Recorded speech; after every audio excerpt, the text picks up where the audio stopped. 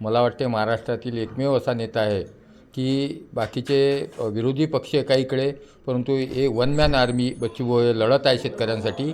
आणि गेल्या 28 तारखेला जे मोठं आंदोलन झालं त्या आंदोलनाला 100% यश आलेलं आहे की बच्चूभाऊंनी जे माननीय मुख्यमंत्री आजपर्यंत कर्जमुक्तीची कर्जमाफीची तारीखसुद्धा द्यायला तयार नव्हती. आम्ही वेळ आल्यावर करू, वेळ आल्यावर करू. वेळ कधी येणार होती? जेव्हा इलेक्शन येणार होतं 4 वर्षांनी विधानसभेचं, तेव्हा त्यांनी डिक्लेअर केलं असतं. परंतु बच्चूभाऊंनी त्यांना या आंदोलनाच्या माध्यमातून, शेतकऱ्यांच्या आंदोलनाच्या माध्यमातून बाध्य पाडलं, त्यांना भाग पाडलं की तारीख डिक्लेअर करायसाठी 26 जूनपर्यंत 30 जूनपर्यंत 2026मध्ये ही कर्जमुक्ती मिळणार आहे. आणि त्यामुळं बच्चूभाऊंचं करावं तेवढं अभिनंदन कमी आहे. आम्ही एक शेतकरी म्हणून, एक कार्यकर्ता म्हणून बच्चूभाऊचं मनोमन त्यांचं अभिनंदन करतो, त्यांचं स्वागत करतो, त्यांना धन्यवाद देतो.